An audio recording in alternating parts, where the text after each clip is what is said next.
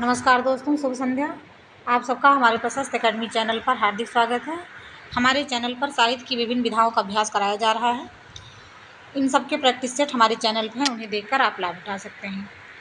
आज के mock test में हम देखेंगे, पहला प्रश्न जो है उक्त व्यक्ति प्रकरण के रचयिता का नाम पूछ रहा है। तो उक्त व्यक्ति प्रकरण जो है यह दामोदर शर्मा की रचना है और यह एक व्याकरण ग्रंथ है। 12वीं सदी में लिखा गया व्याकरण ग्रंथ है और इसके बारे में कहा जाता है कि काशी के महाराज गोविंद चंद्र के राजकुमारों को कान्यकुब्ज और काशी प्रदेश में प्रचलित तत्कालीन भाषा संस्कृत सिखाने के उद्देश्य से उक्त व्यक्ति प्रकरण लिखा गया था। इसके बारे में एक कथन ये भी है कि सुनीत कुमार चटर्जी इसकी भाषा को प्राचीन कोसली कहते हैं अर्थात अवधि, और दामोदर शर्मा ने अपने ग्रंथ की भाषा को अपभ्रंश बताया है। हेमचंद्र की रचना हेमचंद्र शब्दानुशासन, विजय सेन की रचना विजय सेन सूरी की रचना रेवंत गिरिरास, सालभद्र सूरी की रचना है स्थूलभद्र रास। फिर अगला प्रश्न है कि रणमल छंद नामक काव्य के रचयिता कौन है। रणमल छंद जो है श्रीधर की रचना है। इसमें कुल 70 छंद हैं। 70 छंद हैं। इसकी भाषा जो है वो लिंगल है। अब यहाँ पे और रासो ग्रंथों के बारे में बताया गया है। मधुकर कवि जो है उनकी रचना जय मयंक जसचंद्रिका, भट्ट केदार की रचना है जय चंद्र प्रकाश, जगनिक की रचना है परमाल रासो, शारंगधर की रचना है हमीर रासो।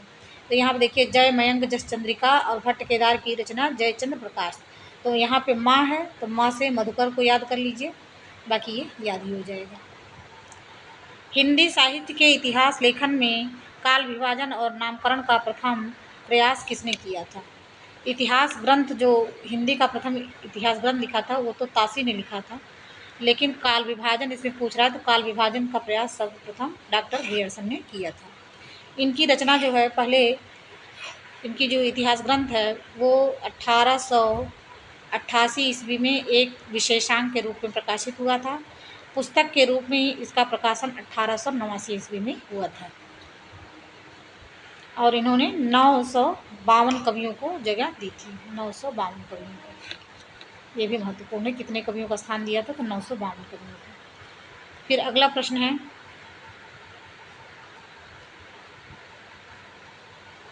हिंदी नवरत्न का रचना काल पूछ रहा था। हिंदी नवरत्न जो है मिश्र बंधुओं की रचना है।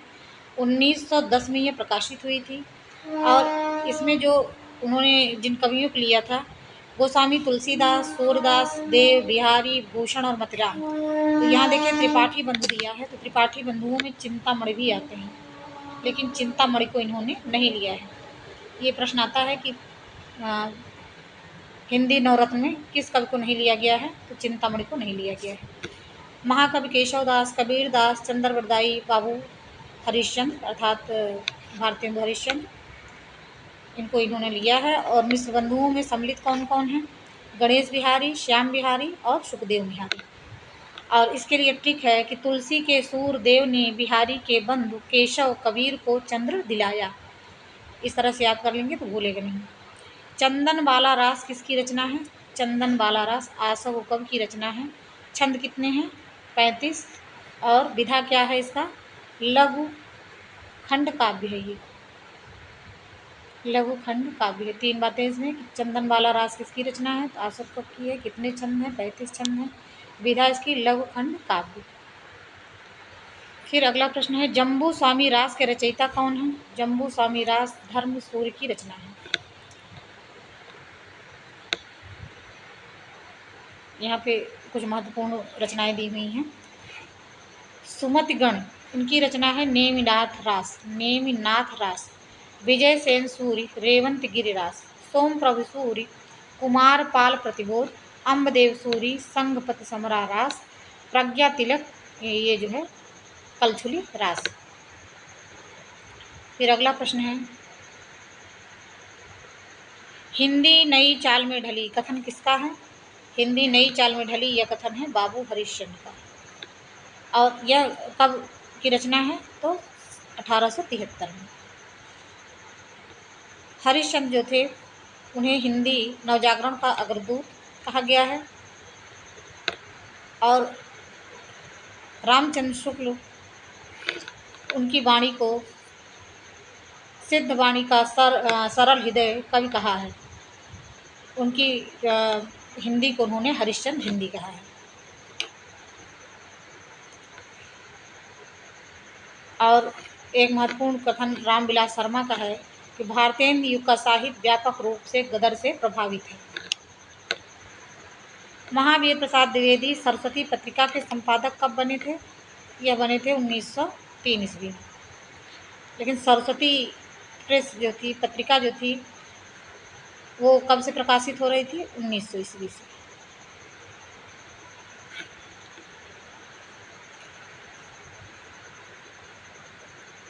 पौमचरू के रचनाकार कौन है? पौमचरू ये स्वयंभू की रचना है। स्वयंभू का समय जो है वो 8वीं शताब्दी माना गया है, 783 ईस्वी। और स्वयंभू को जैन परंपरा का प्रथम कवि भी माना जाता है। स्वयंभू के बारे में एक महत्वपूर्ण बात जो है ये कि डॉक्टर राम कुमार वर्मा अपभ्रंश भाषा के प्रथम कवि स्वयंभू को हिंदी का प्रथम कवि मानते हैं। इनकी अन्य रचनाओं में पौमचर्यु, ऋक्षणेमचर्यु, स्वयंभू छंदस या स्वयंभू छंद। पौमचर्यु जो है ये रचना राम कथा पर आधारित है।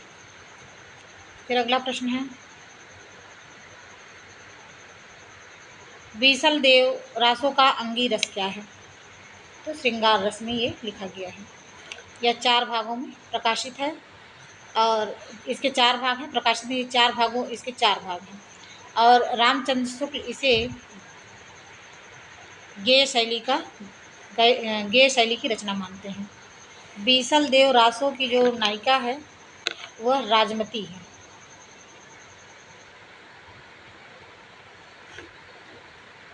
और बीसल देव रासों की जो विशेषता है कि इसमें जो है 12 मासा का सर्वप्रथम वर्णन मिलता है। और इसका जो 12 मासा होता है वो कब से प्रारंभ होता है? तो कार्तिक मास से आरंभ होता है। इसके प्रथम खंड में राजा बीसल देव व राजमती के विवाह का वर्णन है। तो प्रथम खंड में विवाह, दूसरे में बीसल देव का रानी राजमती से रूठ कर उड़ीसा जाना, तो दूसरे खंड में रूठना। तृतीय खंड में रानी राजमती का वियोग, तो तीसरे खंड में वियोग। चौथे खंड में राजा भोज का अपनी पुत्री को अपने घर से लिवा ले जाना तथा बीसल देव का रानी को वापस लाना। तो बीसल देव को रानी का वापस लाना ये कब है? चौथे खंड में। खुमाण रासों के रचयिता कौन है? खुमाण रासो जो है दलपत विजय की रचना है। और इसका जो काल है वो 9वीं शताब्दी माना गया है। 9वीं शताब्दी माना गया है और यह वीर रस में लिखा गया है। खुमाण रासों में लगभग 5000 छंद हैं। और खुमाण रासों को हिंदी का प्रथम जय काव्य भी कहा जाता है। अनुराग बासुरी के रचयिता कौन है? अनुराग बासुरी जो है ये रचना है नूर मोहम्मद की और इसका प्रकाशन वर्ष है 1764 ईस्वी। और अनुराग बासुरी एक रूपक काव्य है। अनुराग बासुरी के अतिरिक्त इनकी एक रचना और है इंद्रावती।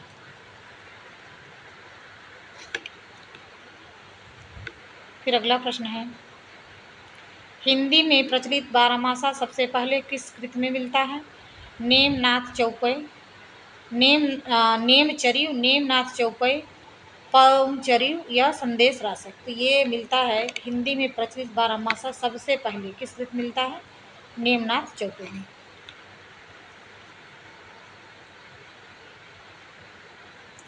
और इसके जो रचनाकार हैं विनय चंद्र सूरी हैं।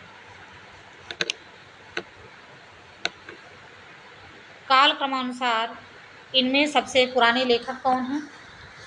सरदार पूर्ण सिंह, किशोरीलाल गोस्वामी, भारतेंद्र हरिश्चंद्र, श्याम सुंदर दास। तो ये हैं भारतेंद्र हरिश्चंद्र। इन सब का जन्म काल जो है भारतेंद्र हरिश्चंद्र के बाद है। सबका जीवन हमको नहीं याद हो सकता, लेकिन जो महत्वपूर्ण लोग हैं ये हमको पता होता है कि ये सबसे पहले आएंगे। भारतेंद्र हरिश्चंद्र का जीवन काल इन सबसे पहले है। यहाँ रचना काल जीवन काल देख लीजिए।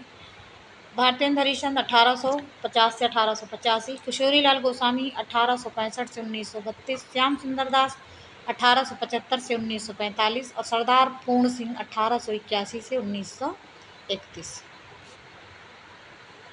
भक्ति काल की कृष्ण भक्ति काव्य परंपरा में नहीं है। भक्त ये देखिए सूरदास, परमानंद दास, नंददास, ये तो हैं। सुंदर दास जो है ये संत काव्यधारा के कवि हैं, और सूरदास और परमानंद दास ये वल्लभाचार्य के शिष्य हैं, जबकि नंददास जो है वो विठलनाथ के शिष्य हैं।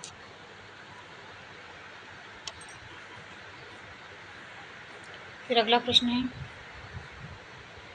आचार्य रामचंद्र शुक्ल ने हिंदी रीति ग्रंथों की अखंड परंपरा किससे माना है? तो ये है चिंतामणि से। जबकि विश्वनाथ त्रिपाठी जो है वो केशव दास को मानते हैं। डॉक्टर नगेंद्र भी केशव दास को मानते हैं।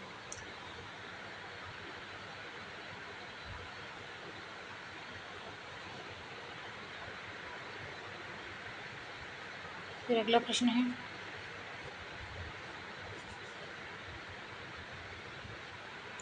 तुलसीदास की विनय पत्रिका की भाषा पूछ रहे हैं। तो ये ब्रज भाषा में लिखी गई है। इनकी जो ब्रजभाषा की रचनाएं हैं चारों वली में कृष्ण गीतावली, गीतावली, दोहावली, कवितावली और विनय वैराग्य संदीपनी और विनय पत्रिका।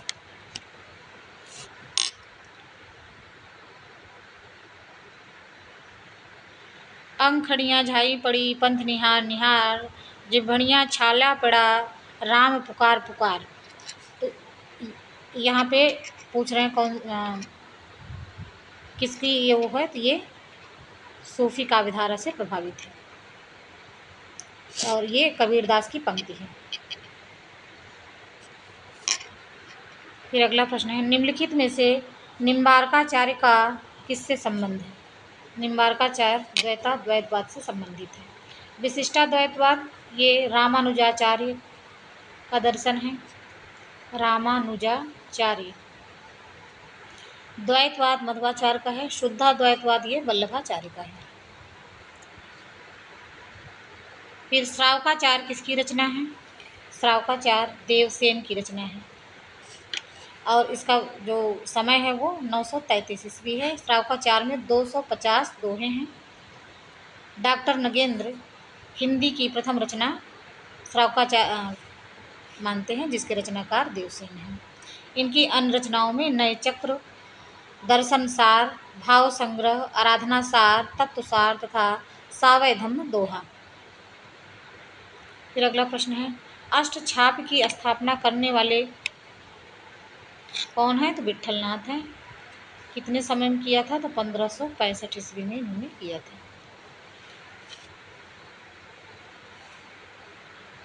कृष्ण गीतावली के रचयिता कौन है? तो कृष्ण गीतावली जो है वो तुलसीदास की रचना है।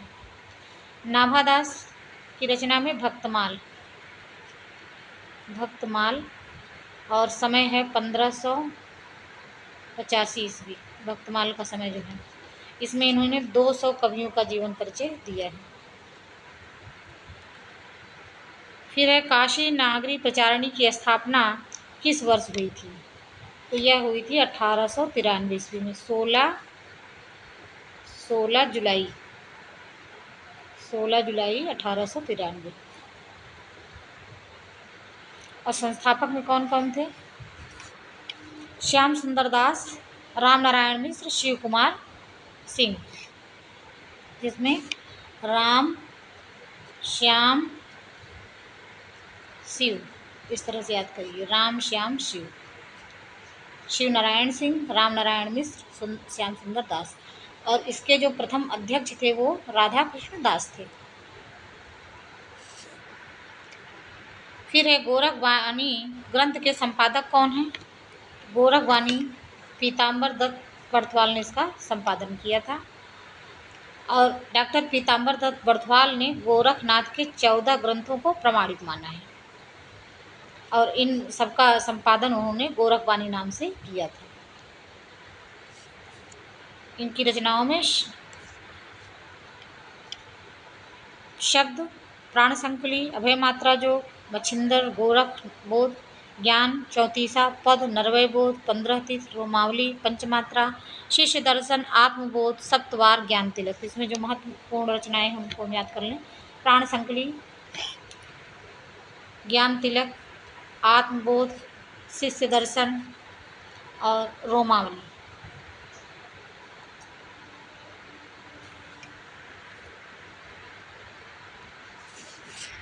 फिर अगला प्रश्न है, निम्नलिखित में से किसने प्रेमाख्यानक काव्य की रचना नहीं की है? तो इसमें से अब्दुल कादिर जो हैं उन्होंने प्रेमाख्यानक काव्य की कोई रचना नहीं की है, जबकि मुल्ला दाऊद ने चंदायन की रचना की, उस्मान ने चित्रावली और मलिक मोहम्मद जायसी ने पद्मावत, अखरावट, कहरनामा, चित्ररेखा इन सब की रचना की है। फिर है लोक मंगल की भावना के सर्वश्रेष्ठ कवि हैं। तो लोक मंगल और समन्वयवादी कवि जो हैं वो तुलसीदास हैं। और इनके बारे में जॉर्ज डियरसन का कथन है कि बुद्ध देव के बाद भारत के सर्वाधिक बड़े लोकनायक तुलसीदास हैं। और हजारी प्रसाद द्विवेदी का कथन है कि भारतवर्ष का लोकनायक वही हो सकता है जो समन्वय करने का अपार धैर्य लेकर आया हो। केशव कहीं न जाए क्या कहिए, ये पंक्ति किसकी है? ये तुलसीदास की है। केशव देखकर थोड़ा संकोच होता है कि ये सूरदास की पंक्ति है या भारतेंदु की पंक्ति है, क्योंकि भारतेंदु जो है कृष्ण भक्त थे, लेकिन ये पंक्ति केशवदास की है। और डॉक्टर राम कुमार वर्मा का कथन, डॉक्टर राम कुमार शर्मा के शब्दों में वर्मा के शब्दों में भक्त की सर्वोच्च साधना ही तुलसी के धर्म की मर्यादा है। ये महत्वपूर्ण कथन है। राम कथा उत्पत्ति और विकास के लेखक कौन हैं? तो कामिल बुल्के हैं।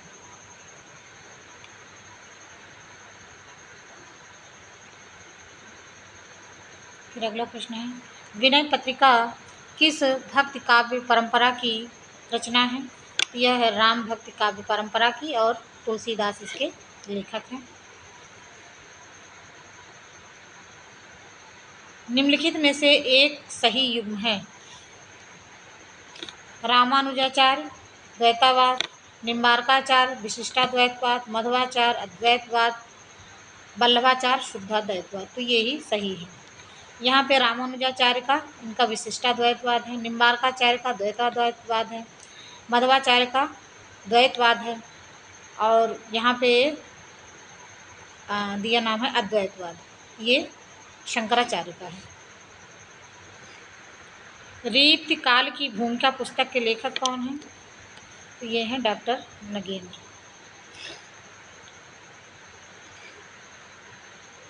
इनकी अन्य रचनाओं में सुमित्रानंदन पंत, साकेत एक अध्ययन, देव और उनकी कविता, रीत काव्य की भूमिका, राम की शक्ति पूजा, निराला की कालजयी कृति, हिंदी साहित्य की प्रवृत्तियाँ, शैली विज्ञान, आधुनिक हिंदी कविता की मुख्य प्रवृत्तियाँ, भारतीय समीक्षा और आचार्य शुक्ल की काव्य दृष्टि, रस सिद्धांत, नई समीक्षा नए संदर्भ, कामायनी के अध्ययन की समस्याएं, आधुनिक हिंदी नाटक, भारतीय काव्यशास्त्र की भूमिका, भारतीय सौंदर्य शास्त्र की भूमिका और काव्य बिंब, साहित्य का समाजशास्त्र।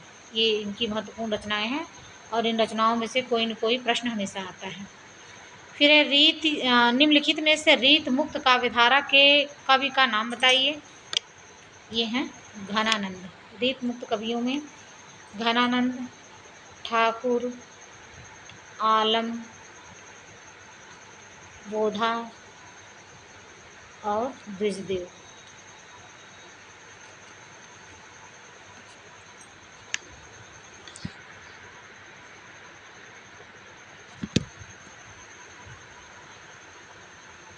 फिर अगला प्रश्न देखिए। ये प्रश्न बहुत ही महत्वपूर्ण है और आगामी परीक्षाओं में आपको देखने के लिए जरूर मिलेगी। एक थाल मोती से भरा, सबसे सिर पर सबके सिर पर औंधा धरा, सबके सिर पर औंधा धरा, चारों ओर वह थाली फिरे, मोती उससे एक न गिरे। तो ये खुसरो की पंक्ति है।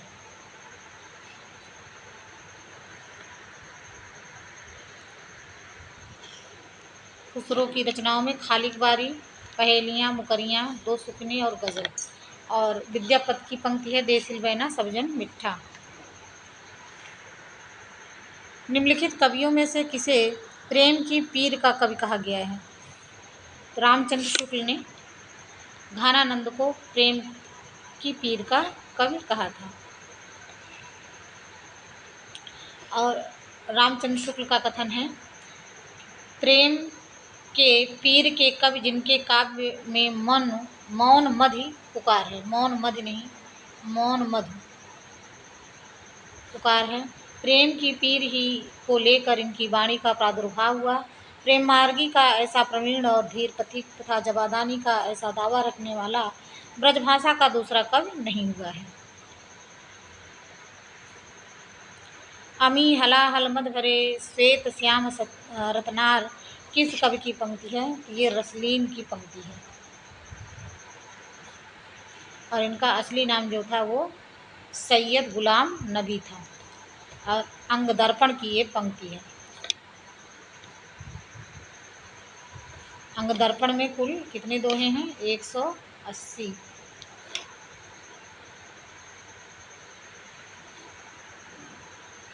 निम्नलिखित में से कौन सा रासो आलख खांड के नाम से प्रसिद्ध है?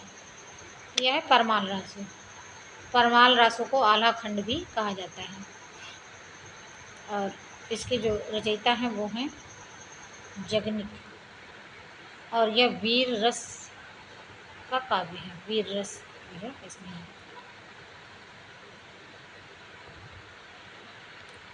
इस तरह इतने महत्वपूर्ण प्रश्नों को हमने हल किया। चैनल पे नए हैं तो चैनल को सब्सक्राइब करिए, लाइक एंड शेयर करिए, चैनल को सपोर्ट करिए। धन्यवाद।